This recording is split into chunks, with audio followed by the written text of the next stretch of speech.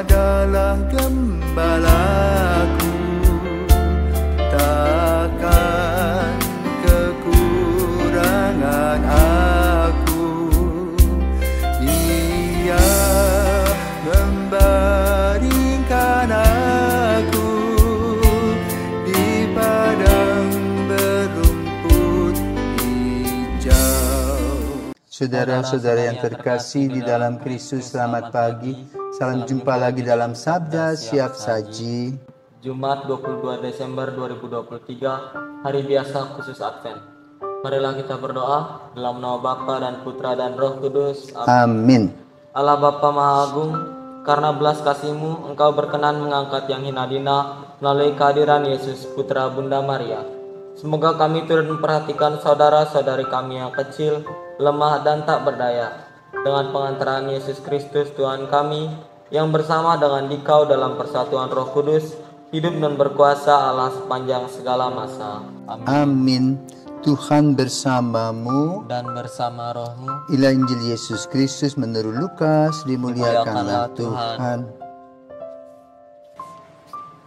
Lukas 1 ayat 46 sampai 56. Dalam kunjungannya kepada Elisabet ketika dipuji bahagia, Maria memuliakan Allah dan berkata, "Jiwaku memuliakan Tuhan dan hatiku bergembira karena Allah juru selamatku. Sebab ia telah memperhatikan kerendahan hamba-Nya. Sesungguhnya mulai sekarang segala keturunan akan menyebut aku berbahagia karena Yang Maha Kuasa telah melakukan perbuatan-perbuatan besar kepadaku dan namanya adalah kudus. Rahmat-Nya turun-temurun atas orang yang takut akan Dia. Ia memperlihatkan kuasa-Nya dengan perbuatan tangan-Nya dan mencerai-beraikan orang-orang yang congkak hatinya. Ia menurunkan orang-orang yang berkuasa dari tahtanya dan meninggikan orang-orang yang rendah.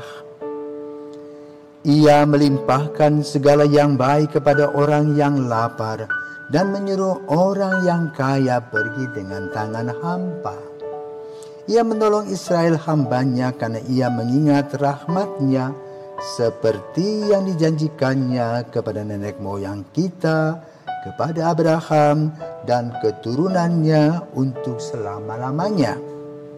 Kira-kira 3 bulan lamanya Maria tinggal bersama Elisabet, lalu pulang ke rumahnya. Demikianlah sabda Tuhan. Terpujilah Kristus. Selamat pagi Romo. Selamat pagi David. Jadi tadi kan Injil menceritakan tentang Maria yang menyampaikan kidung kepada Allah. Sebenarnya kidung Maria itu apa sih Romo? Selamat pagi para Sibirsawan dan David. David, kalau waktu masih kecil di rumah, kalau kamu diberi sesuatu oleh mamamu, apa yang diajarkan oleh ibumu? Ucap terima kasih. Maaci. Ya kan dikasih itu? Ya. Kalau kamu terus cemberut saja, apa yang ibumu tanya? Kenapa kok cemberut aja? Kenapa kamu cemberut? Biasanya kamu bersuka cita. Ya. Kalau kamu pernah mengalami komuni pertama toh,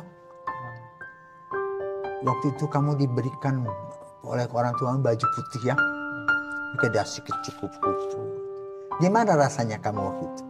Rasanya waktu itu senang Romo. Senang ya, berhadiah. Nah, kita hari ini memasuki novena Natal hari ke-7, di mana Injilnya berbicara tentang Kidung Maria. Yang mau digambarkan dalam Kidung Maria adalah attitude sikap Maria. Ya, ketika mendengar pujian dari Elisabet, dia tidak langsung congkak seperti burung merak, tidak. Justru dia semakin berbahasa padi, semakin bernas, semakin merunduk. Ya, itulah sikap Maria. Dengan segala kerendahan hati, dia menyatakan bahwa hasil yang didapat itu bukan hasilku, tapi karena Allah yang memberi, maka maka Allah itulah yang perlu dimuliakan. Maka kemudian menguraikan dia, aku mengagungkan Tuhan, hatiku bersukaria karena Allah juru selamatku. Jadi poinnya jelas. Dia bahagia, dia senang karena dia mempunyai juru selamat. Siapakah? Anak yang dikandungnya. Itu Yesus. Nah, di satu sisi gambaran kerendahan hati, di lain sisi ungkapan iman. Maka di dalam ayat terakhir disebutkan Abraham. Ya. Siapakah Abraham? Abraham adalah bapa orang beriman kepada Yahweh. Bukan kepada harta-harta dunia, bukan kepada dewa-dewi, tapi kepada Yahweh. Dan Maria termasuk kelompok yang disebut dengan Anawim. Kelompok yang menantikan kehadiran juru selamat. Orang yang merasa tertindas karena kekuasaan, karena juga karena keuangan. Tetapi mereka punya harapan hanya kepada Tuhan. Kenapa? Kalau mereka berharap kepada pemimpin A, pemimpin B, pemimpin C, itu hanya janji-janji mulu. Ya, janji melulu. Tidak ada eksekusinya. Tetapi dengan Allah, nah mereka dapat. Dan boleh katakan sama seperti kalau seorang yang sedang belanja nih Natal nih loh. Tiba-tiba dapat pas bayar itu dia kena bel, dapat undian. Betapa dia sukacita karena tidak pernah dipikirkan dia dapat hadiah. Demikian pula Maria, tidak pernah terpikir bahwa dia itu sebagai orang yang dipilih. Maka kegembiraan dan sukacitanya itu bukan menggambarkan keangkuhan, tetapi keterharuan. Maka Kidung Maria itu satu, gambaran kerendahan hati. Kedua, gambaran iman. Ketiga, gambaran ketertegunan, terpesona kepada apa yang dibuat oleh Allah baginya dan bagi banyak orang. Sehingga Maria, melalui Kidung Maria itu merasa bahwa tangan Tuhan itu merendah. Dan rendahan Tuhan itu bukan untuk dirinya saja, tetapi untuk semua orang. Di sini hebatnya. Ya, Maria mengekspresikan, Lukas mengekspresikan dalam bentuk sastra yang indah. Jadi bait pertama adalah diuraikan tentang siapakah Allah, Sang Juru Selamat, sehingga membuat aku punya harapan, punya iman, punya kasih. Nah yang kedua, dampak dari segala hal yang terjadi adalah, katakan apa? Sebab ia telah memperhatikan kerendahan hambanya. Jadi sebagai anak Anawim tadi. Ya, sesungguhnya mulai sekarang segala keturunan akan menyebut aku berbahagia. Dampak dari ungkapan iman adalah harapan. Dan harapan itu akan dilakukan oleh Allah. Ya? Sehingga Allah tidak hanya berbicara, tetapi Allah melakukannya. Maka kita perlu belajar. Bukan hanya jual janji. Ya? Apalagi sekarang banyak musim kampanye. Orang buat janji macam-macam. Orang dikibuli. Tetapi Allah tidak pernah membohongi kita. Dan itulah yang dipegang oleh Maria. Ya. Nah yang ketiga, rahmatnya turun-temurun kepada orang yang takut akan dia. Nah, jadi orang-orang yang punya iman tidak usah takut dengan manusia. Kenapa?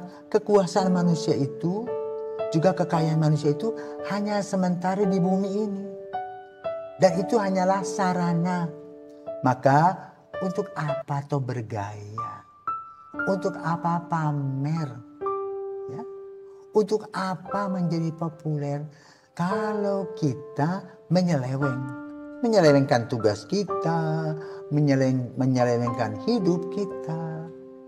tapi kita jalan di jalan yang lurus di dalam Tuhan. Kan dikatakan rahmat-Nya turun-temurun atas orang yang takut akan Dia. Dan Allah memperlihatkan kuasa. Jangan pikir bahwa dengan banyak keuangan itu kita duduk di surga dunia, kita mendapat juga surganya. Tidak. Hati inilah yang harus dibersihkan. Tahu di mana kita duduk, di mana kita berdiri. Kalau kita diberikan tugas, bukan untuk bermegah-megah, melayani. Ya, itu sebagai seorang Kristiani, pengikut Maria. Lalu apa yang akan dikatakan lagi dalam kidung itu? Ia menurunkan orang yang sombong, yang berkuasa, yang congkak. Jadi semua tahta dunia ini tidak ada arti kalau bukan untuk pelayanan. Itu hanya sebuah kesia-siaan. Ya. Banyak orang tahu otoriter ketika berkuasa. Tetapi lalu mati, dikubur, selesai. Tetapi Yesus yang wafat itu bangkit, dibunuh, tapi bangkit dan hidup untuk kita. Kemudian dia juga memberikan kepada kita kesempatan demi kesempatan. Orang yang miskin, orang yang lapar akan diberi makan, orang sakit akan disembuhkan. Dan itulah yang dilakukan oleh Allah Sang Juru Selamat. Maka Kidung Maria adalah kidung yang amat sangat luar biasa. Tadi apa? Gambaran kerendahan hati, ungkapan syukur Maria atas dipilihnya dia sebagai ibu Tuhan, ibu Yesus. Kemudian juga sebagai ungkapan imannya yang luar biasa. Sehingga betul Kidung Maria itu membawa kepada Maria semangat untuk melayani. Dimanapun dia berada, dalam situasi apapun juga. Semoga semangat ini kita bawa juga dalam langkah-langkah hidup kita, terutama ketika kita memasuki masa-masa Natal. Selamat pagi, Tuhan memberkati. Amin.